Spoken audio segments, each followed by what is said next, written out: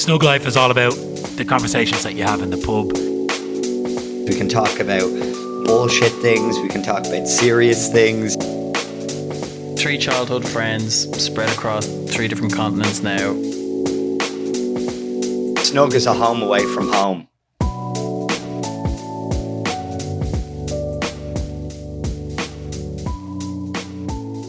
How are you, lads? Hey, Tomo. I'm good, how are you? You alright, T?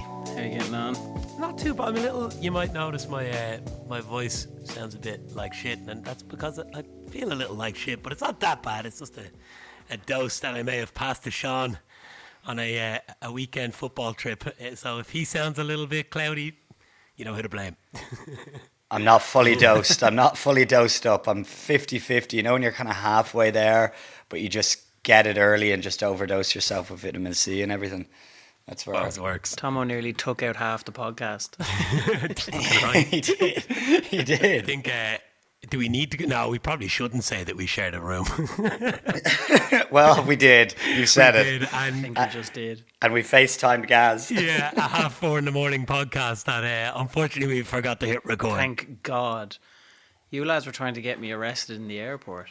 Oh yeah. Oh, yeah. I forgot about that. Remember, you wanted me to interview somebody. You were going to pay for all my pints next time you saw me if I interviewed somebody in the middle of the airport. Wow. Put you guys onto them, and both of you in the same bed. Looked totally nude. Oh, I'd my have been God. locked up. Oh, we were wearing socks. Don't worry about it. That was brilliant, though. We were so excited, the surprise we got when we realised you were on the way. So, is it actually? Because this might be the first time it's ever happened. We're on the same time zone. Where are we, lads? Yeah. I'm in London. I'm in my most exotic location yet, Sligo. County Sligo. Yeah. West Ireland. Yeah. Bring our Gary back. Yeah, man. Here 3 days. It's already back in my veins, just seeping into me. Just getting out for walks, and it's just so nice. Such a nice part of the world. Are you exhausted, Gar? When did you actually fly? You must be knackered. Got in on what day is today? Today's lost. Sunday. Thursday, I think. Today's Sunday. I got in on Thursday morning.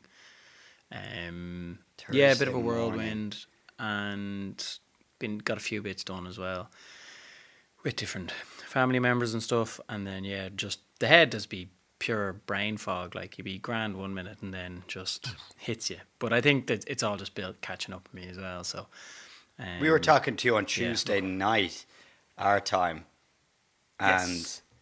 you were in the airport in Sydney, and then you got in Thursday morning. Isn't it funny how little Yeah, I remember to Shannon. of the details of that chat? I genuinely didn't know that you were on the way back when I thought about it afterwards. I just remember talking to Gaz. All the details From an airport. gone. That recap there was a recap for me as much as anybody else. Because I landed back in London the exact same time as Gaz landed into London to get his connection to Dublin. Oh yes, you remember that now in the group. Okay, yeah. So you basically missed Tuesday? You missed like 2 nights of sleep. You just rallied through 2 nights of Yes. sleep on yes, for you 2 guys, days yeah. worth of flying. So, yeah, it was a day and a half pretty much, between saying goodbye to Julie and my first kind of phone call to her to say that I'm here and I've made it all right.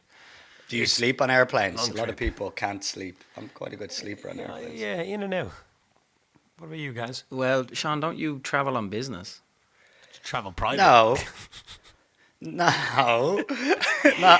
Like, Well, yeah. Are you saying that? Yes, No I and sleep yes. fully inclined, fully laid out in a bed. Yeah, after Yeah. a massage and a couple of Negronis. Some lad with a violin beside him playing gently. On the long haul ones, it does help. But yeah, so I won't. But even if I'm flying a 2-3 hour flight, I'll nod off, sitting vertical. Yeah, Pretty no, good. I'm Once good. the engine, I hear that engine sound, I'm gone. I get that with cars. Yeah, I'm a same. very good car sleeper.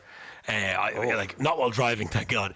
But if I'm in the back or a passenger and that Same. rumble, isn't there a thing there? People say that rumble. There's like a womb thing of the white noise sound that you kind of, there's like a similarity. It reminds you when you're a baby and you just go, Maybe. There's apparently a thing there. It doesn't happen for me on airplanes, I think, because I'm just annoyed with everything most of the time I'm on an airplane.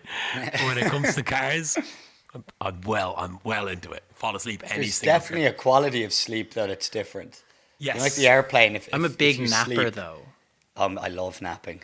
I've developed into a napper as time has gone on. It's the best. Yeah, a little midday nap. The after nap grog is a problem. That's the only thing. You're a little bit. But No, you got to do a short. No, a nap. short You do a 2 hour one. nap, you fucked. It's You it's gotta go like short, 20 you know minutes. your phone needs charging halfway through the day, and you just kind of give it a bit extra juice. That's what I feel like when I nap. Yeah. I'm just on charge do for you- the 20 like- minutes, lads. That's like I'm starving, so I'll eat like half a bag of crisps. Like it's, No, Yeah. but that's the weird thing about it, like, and that's how fucked up sleep is. Like 20 minutes, and I'm like back to ready to rock. Same. Here, before we go into this week's conversation, we got a few messages on last week's Halloween episode. Will we go through a couple of them? Well, I have one or two, right? So the one I want to say was, I've been a lot of people reached out about the it's like their first Halloween in an apartment or in a house or whatever. So they went to the shops, made sure that they had all the food ready for the kids, and then the kids never called. And it got me thinking, like, because they apparently this is really common now because kids only really go to estates. Like the parents just drop them off at the estate. So if you're not in an estate, you're not getting kids to the door really anymore, especially if you're in an apartment block, right? So this was, I got a lot of this feedback. A couple of different people text me saying, yeah, same thing happened to me. Ended up eating all the sweets. Now I'm a fat cunt. And but it got me thinking, right? Why do we buy the sweets? It's like protection money from the mob. Like, you need to have it there in case the mob calls, because you need to be able to pay the protection money. Because if you don't, there's a good chance they're going to fuck your shop up. Do you know what I That's mean? basically it. I just thought Extortion. it's a funny thing. It's literally, it's extortion. Yeah. We're being sorted by children one night a year. Exactly.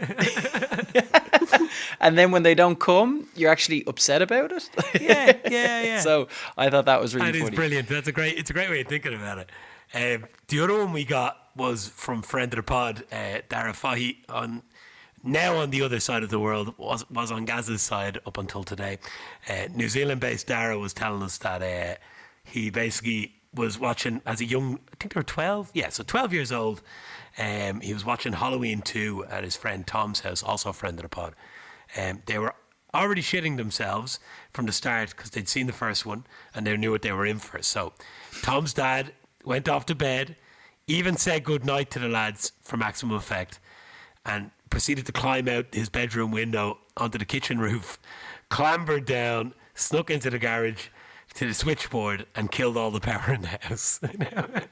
While the lads were watching While the the movie. lads were watching the movie. And didn't he So like committed. sneak into the house then and start making all these noises and shit to just absolutely terrify Tara them? didn't give us the full story, so we're gonna need to get the end of that. But I'm imagining that's where it went. We'll ask Tom, next weekend. We'll be back on that one, listeners. But yeah, that's genius. Genius. I want to be that kind of dad. Same. I want to be that asshole dad that scares the shit out of kids. I want to traumatize my kids too.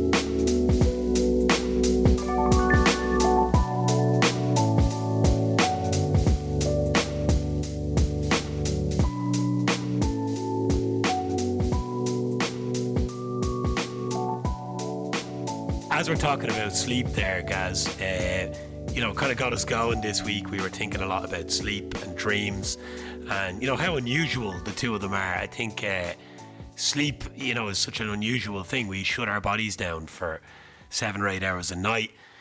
We don't really know exactly why. Obviously, we're restoring our body. There's an element of trying to revitalize yourself. But, every living animal sleeps. And if you think about it from an evolutionary perspective, does it make a lot of sense? You literally lie there defenseless for hours. Is that not really dodgy? Like, you think we would have grown out of this unless it was crucial. But obviously it is. And then, you think about dreams, and we go into these little simulation worlds in our brains for hours every night. And again, we don't really totally understand why. And there's something kind of weirdly mystical about it. So yeah, basically just, we thought there was a lot to discuss here. We tried to throw out a few ideas, maybe talk about some of our own dreams, talk about some nightmares, talk about sleep in general, and yeah, hopefully it makes an entertaining podcast. So, where do you want to start, lads? Will we go for sleep first and kind of talk through little bits there? Yeah, you said 7 or 8 hours. Is that what you get? On average, I would like to think I'm 7 or 8. When I'm particularly stressed, my sleep levels go down. I wake up a lot more. I can actually feel it manifesting itself in my sleep. I might wake up a little more with the old, when you wake up and you put your hands and feet out because you think you're after like having a little fall or something. Do you ever get that? I get that nodding when I'm just nodding, head nodding sometimes. Yes, and you're like, look, you think you're about to, yeah. It's really unusual. But yeah, I'd like to think 7 They or 8. say 8 hours or something is what you should get, but I think everyone's different. I wonder if you just napped, if your life allowed you to, and you just had 8 hours worth of naps. Is it the same? I don't think so. Probably not. What about you guys? What's your hours like? What do you sleep on a night? Well, I think one really interesting fact, and this is something I've learned a little bit more about over the last year or two, but most health data is actually based on men. So the 8 hours of sleep is what men need. They're starting to think that it's a higher number for women. Wow, really? So like if men need an average of 8, women need an average of 10. Oh my God, I thought my girlfriend was just lazy. No, like this is the thing, right? And it's so like, so one of the girls said this to me, like we were training for a run, and it was really interesting to hear all the different issues we were having. They were the same issues, but they were presenting differently from these long training runs and stuff. But then all the science and everything on health is all based on men. And when I came across it for the sleep one, I was like, isn't that just so interesting now? So yeah, female health and stuff is as mad as it sounds, a new branch of fucking medical research at the moment. God, we're such assholes. Yeah. Fucking assholes. Like seatbelts. Seatbelts are designed for men. It's all designed. Yeah. Like look at a fucking seatbelt. Small digression, but an interesting one nonetheless. That women are more likely to wake to higher pitched noises, again as a response to like babies crying, whereas men can sleep through that. I don't know what the equivalent is for men. No, but again, yeah, it is absolutely We're selfish. The whole thing is bizarre, and how everybody does it differently is bizarre. And then every animal with a brain sleeps, but trees don't sleep. They all dream right? as well. So, they all dream. I think this is where we really wanted to go with this one, wasn't it? Like you look at like a dog sleeping, and then their feet start going, and they start like it's mad. The guy, he's literally asleep there, picturing this. He's imagining. I don't know what you'd call it. Obviously, it's dreaming, but his brain is creating these images. His body is responding to it, and he's having this reaction.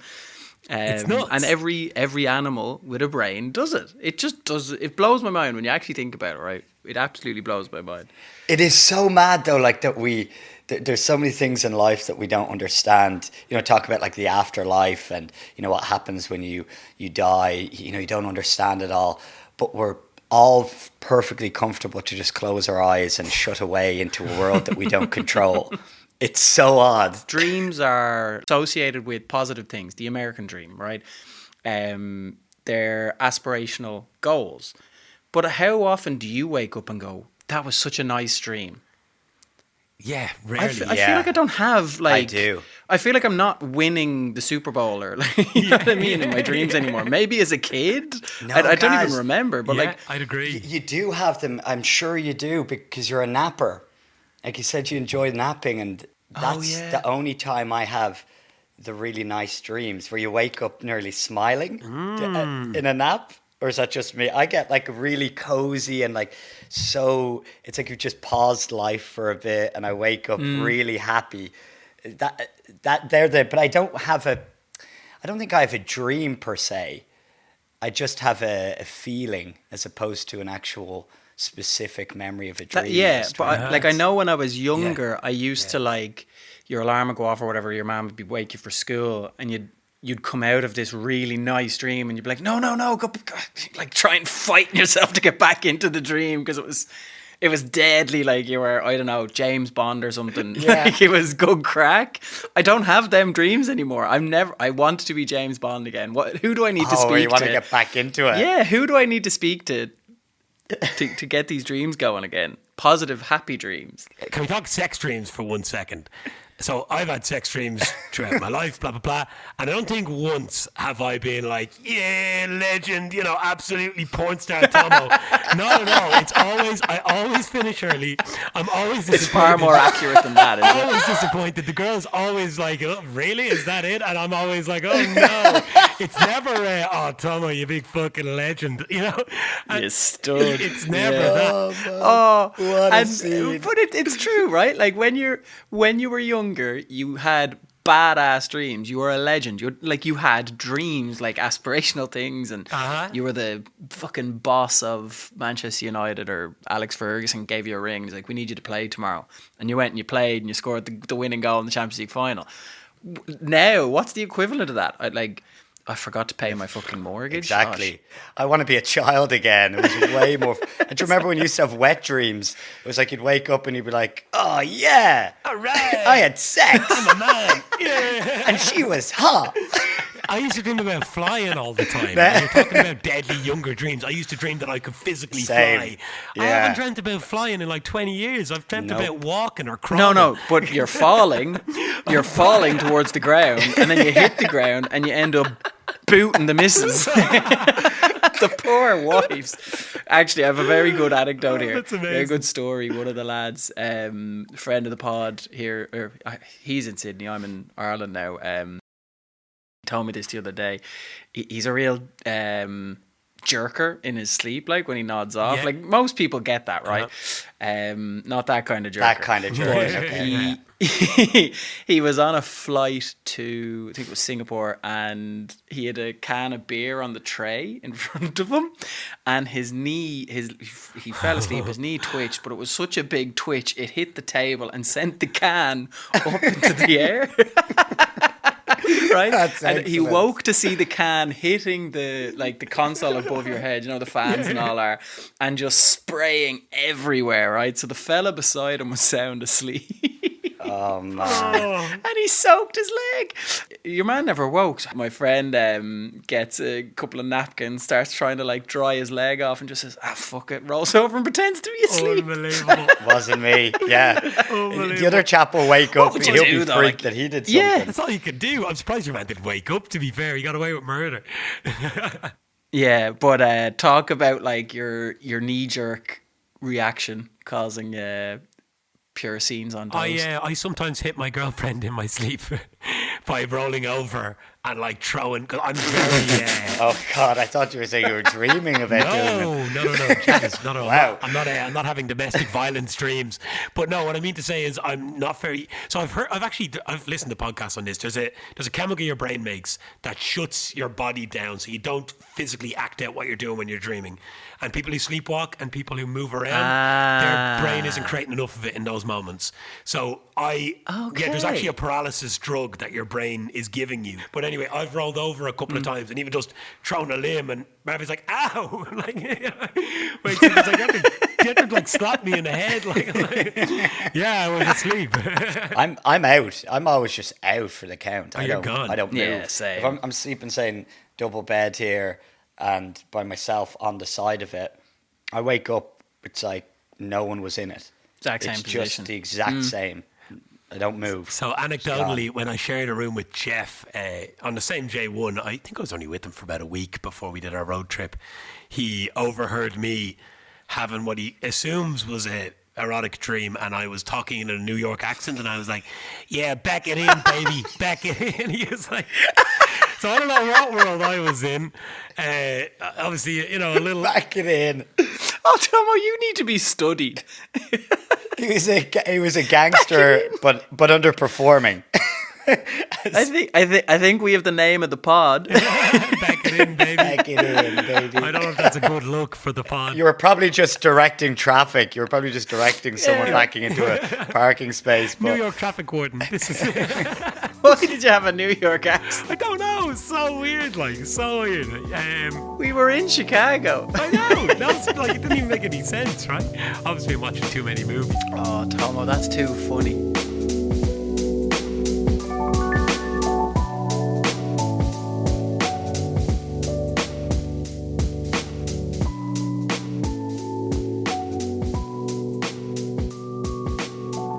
Can we define our dreams about things going on in our mind? They're not really nightmares, are they? No, there's a huge difference. I think a nightmare is when it becomes an element of panic and fear. I don't wake up in a sweat. I don't wake up in terror.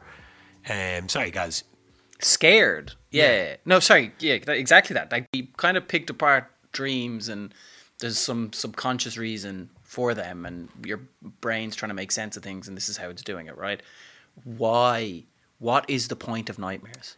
I would think you're reliving I think you're reliving a trauma in some way, and even though it is scary and it's hard, I think you're dealing with the darker parts of your psyche. No, it's children mainly that have nightmares. It is. Yeah, my worst ones were as a kid. They're like taking, when a child falls asleep and they're learning and they're piecing together the day that they had. If you watched a kind of scary movie, it's replaying the day that it saw, and therefore it can become a nightmare. Is that not is that not subconscious trying to tell you something too? Because as a kid, when you start being scared of the monsters, your parents tell you there are no monsters. Monsters aren't real, and that's bollocks. So the kid subconsciously is like, yes, there's no big, I'm a monster, but fucking there's monsters everywhere. So, is that not the kid subconsciously going, maybe there are some bad, evil things out there? What mommy and daddy keep telling me there's not, but, I watched the news earlier and it looked pretty fucked. I always remember I went to stay with one of my cousins, actually in Sligo, and I was only, I'd say, 6 or 7. Yeah. And they watched the Gremlins. Remember that movie? Loved it, yeah. The original Gremlins with those mad bastards running around trying to kill you. And I, honestly, for a week, every single night would wake up fucking screaming. Wow. They were just after me. They were. Do you remember what it was? Oh, you remember what it was? You were actually... It was the Gremlins coming to kill me. And I was in the fucking movie for a week. And I was just thinking about it as we were kind of trying to figure out what this podcast was going to be about and stuff. And I was like, it just doesn't make sense to me. What is my brain trying to do there that it's just torturing me for a week? But do you still have them? No. Like, that ended within a week. Do you still have a nightmare like that? I don't have them. No. You would as a child. If I'm trying to be a psychologist here, Gaz, I might say that if you didn't have those dreams, maybe now every time you've seen the Gremlins movie pop up, because you'd never processed the fear, you wouldn't be able to even look at the DVD cover. He's onto something. This is what I think is happening. You're living it out. You're getting it out of the system. It's allowing, because you can't deal with it when you're awake.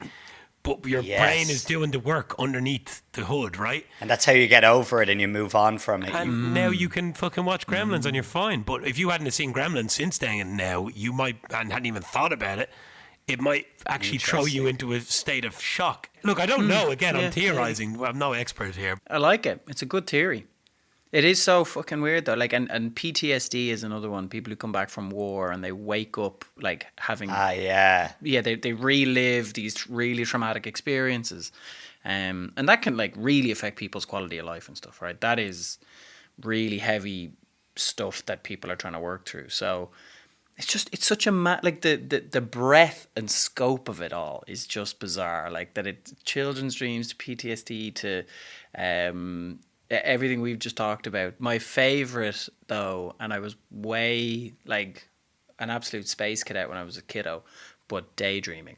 Like I literally couldn't go anywhere or do anything with to be something. I'd gamify it in my head. I'd be playing some level of something in my head. If we were on a long road trip to Sligo, like I would be the whole way there in the back of the car playing games with whatever I'm seeing. Like I'm still a bit of a daydreamer. Does that fall into a dream? I don't know. I think I don't know. It's interesting. I think it's a play on. I don't know. No, well, like if we're to think about, okay, so dreaming, if like in a loose sense, is your subconscious coming to the front. So yeah, I guess daydreaming is because you are literally like you're taking your hands off the wheel a little bit and allowing your mind to wander. No, which I would say you're in the same field. Yeah. But it's like reading a book, kind of. Yeah, You're kind right. of daydreaming when right, you're reading a book. There may be an element, or we may be taking a slight segue here early, but I think there's an element of like mindfulness to this, where you're not thinking on a problem or thinking on something. You're almost in a blank state or a daydream. I would have daydreamed, right? And it would have been things going on in my head, but I wouldn't have really been thinking of something, right? I'd have been playing a game or whatever in my head. And it kind of comes down to that thing of like, you know, when people say sleep on it. Yes. And you solve these, your subconscious mind solves problems for you overnight. And like when you wake up in the morning after working on a problem all day, you all of a sudden have this solution, or at least a couple of ideas that you didn't have when you went to bed, which I think is the most amazing thing ever, this idea of sleeping on it. And it's happened to me so many times where I've been able to solve it. But I in reading up on it, the idea, and it's called mindfulness by some people, it's kind of just meditation or whatever, where you kind of empty your head, right? And this is it's daydreaming for me, but it might be different for everyone else. And it's like it happens most commonly in what they say, like the 3 Bs. So in bed, in the bath, or on a bus, like on public transport, right? Where you don't have anything to do. It's just you and your mind. And if you can go to a less thoughtful place, so like mindfulness might be, or meditation, where you're not thinking on what am I going to wear tomorrow, what did I eat, what's the plan for this, what's the plan for that, like you're just letting your mind wander, let's say. That's, I think, a version of that subconscious kind of connection. So I have something here. Have you heard of the 4 different types of brainwaves? So your brain works in these 4 different types of modes. There's basically beta, alpha, theta, and delta. So beta brainwaves is when your brain state, it's anxiety dominant, active, external attention. Basically when you're actually, like right now, we are in beta mode. We are thinking actively and reacting to each other and all the rest. Things are pinging. Alpha then is a step down. You're relaxed, passive attention. Like maybe you're kind of on your phone and you're listening to the radio in the background, or you got the telly on, but you're not really watching it, but it's there. Then there's theta, which is deeply relaxed and more inward focused. And that's what you're talking about, guys. It's daydreaming. It's when you're at your most creative. So I don't know if do you ever have shower thoughts? Oh, Yes. This is why you have shower thoughts, because you're in a place where you can't really go into beta or alpha mode. You're not really actively engaging with anything. So you're getting to this, and it's actually a thing. Your brain is more open and able to kind of think laterally. I've never thought about that. And then the last one is delta, asleep, gone. But I find that fascinating. So there is So this is the pre-sleep. It's like that. I suppose the small door into your subconscious, because that is the idea, right? That the bed, the bath, and the bus are just terminologies to describe scenarios where you're not actively thinking on something or working on something or talking to someone. So you drift into this. Again, I call it daydreaming. Everyone's going to have a different word for it. But like my imagination is humming when I'm there. Like, it's flying. I love it's it. mental, isn't it? And it's like, it's so counterintuitive, because we need to like I really want to be creative. I really want to be able to think laterally. I really need this. And the more I try to do it, the less I can do it, right? It's why flow is such a hard state to find, because like we're talking about flow, right? That is flow. That same mental state where you're not thinking about what you're doing, you're just doing it. I don't know if you definitely have experienced it when you're writing, or even if you're doing a project. It doesn't have to be creative, but even you're doing something and all of a sudden Time flies. every door is open, Yeah. every light is green, and you don't have to even think anymore. It's just hands are going to paper, everything is coming out. I find that when you're writing a song, it happens 1% of the time, but the song just falls out of your arse. And you're like, what the fuck was that? Why have I been working for months and I couldn't make anything, and now this thing just shot out of me? It's like, it's bizarre. Anyway, sorry. The imagery. Yeah, I was loving the image of the shower, relaxing, thinking about things, and then I brought it back. A lot of like famous artists will keep a journal beside their bed. So when they wake up and they have a But it could be it like Paul McCartney is a famous one. The melody for the song Yesterday came to him as he woke up. Yes. And he just went to his guitar and as quickly as he could to try and bring it into his awake mind, I'd say. Yeah. And a lot of like horror authors and stuff and thrillers would, again, get as much of those thoughts out. I think Stephen King is a huge one now, post-drugs. Post-drug Stephen King. While he was on drugs, he didn't need it. He was always in that place. He was living in dreamland. He medicated himself into that zone. He said that he used to, like, people are asking him about how he wrote some stuff, and he's like, I don't remember writing that book. Some books he was so high he can't remember writing them, and that's because he was living in that state. Now it's great for writing, not so good for living. But here, as we're talking, there's a guy, Matthew Walker, I've been talking about too often this week. He's basically, I heard him on Joe Rogan, but he basically wrote this big book on why we dream, why we sleep, and the thing you're talking about sleeping on it. They did these tests on lab mice. You run them through a maze and you monitor their brain activity. So you can see when the rat or the mice takes a different turn, what part of his brain lights up. And through that, you can map out basically when he's dreaming about it. When the mouse is dreaming that night, you can see the same parts of his brain light up. He's dreaming about the maze again, right? So basically, the mice that had the dreams and dreamt about the maze, the next morning did it, like, I can't remember the exact number, but much quicker than the mice that hadn't dreamt about it. And the point being, and the same zones were lighting up. Exactly, same zones. So when they were asleep, it was the same zones that were lighting up. It was almost like they were redoing the maze in their sleep.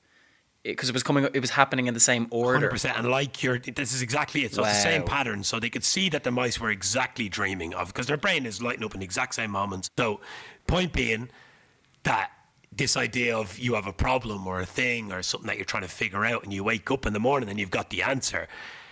That's what's happening. What do you think that... Just before we move off your man, because there's one more interesting thing, and I don't want to go back to him again later, but basically, he's saying REM sleep is the only time, so I'm just reading this directly. REM sleep is the only time when our brain shuts off the anxiety triggering molecule, noradrenaline. So at the same time, emotional and memory related centers of the brain are reactivated as we dream. So we get rid of this chemical that makes us basically freak out, and we're opening up our emotional and memory banks. So this means that the emotional memory reactivation is occurring in the brain, free of the stress chemical. So it allows us to reprocess painful and traumatic memories in a safer, calmer neural environment. So if you think about that, you're not stressing your body. It's just the computer's just running it back, and you're not getting the physical adrenaline that you get. And he says basically his whole point is that you're defragging when you're sleeping. Your brain is sorting through all these corrupt files and trying to fix them and getting rid of the ones it doesn't want and deal with it. And when you hear that stuff, it just makes you go, is that the whole purpose? Is it our brains doing all the dirty work while we're asleep? Oh, definitely. Is that why we're having these nightmares and these dreams and these recurring things and the fears and the anxieties? It all comes out because we're trying to process ourselves. It has to be, doesn't it? It has to be. Because sleep, actually, they say when you're asleep that physically your brain is removing toxins. Wow. So in terms of, you're talking about, the mindset and what the subconscious is doing, but actually physically when you're asleep, there's toxins like you get in any muscle or part of the body that's getting flushed out while you're asleep. So that would totally jive with what you're saying, where it is a defragmentation, it's a reset, it's a recharge, it's all of the above. It's mental. And that's why probably when you don't get enough sleep, you've got that brain fog, you might get a headache. You get stressed way easier because you're not really getting to deal with all that shit. Maybe because think about it, when you're tired, I don't know about you, my stress levels go through the roof when I haven't slept properly. Same. I'm easily triggered. You're easily triggered. Yes, you don't manage it as well. Yeah, you get more frustrated. You're just tetchy, you're crabby, and you find it hard to find the words sometimes as well. No, like I find my vocabulary is much worse, and even my coordination is much worse. When have you ever been driving home from an extremely long job and you feel a bit heavy, like your body feels a bit like there's a physical thing there too. It's close to being like inebriated or under the influence. You're not 100%. Your reaction time is compromised a little bit, but it triggers everything. Yeah, it triggers mood. Yeah. It triggers everything. Because you haven't had your defrag and you haven't had your rest. That's our synopsis. That's our conclusion of sleep, it's a defragmentation of the mind, and it just purifies your brain, I guess. Super interesting. Happy days. Well, listeners, if you have any dreams for us, if you have anything, any unusual recurring ones or nightmares or anything funny, we'd love to hear from you. It's been great getting some messages in over the last few weeks, and the support has been really appreciated, and all the nice messages in between. So if you have Thank anything, you, everyone. please get in touch. And otherwise, sweet dreams, and we'll see you next week. Sweet dreams. Sláinte. Slán go fóill. Go on. So long. Bye bye.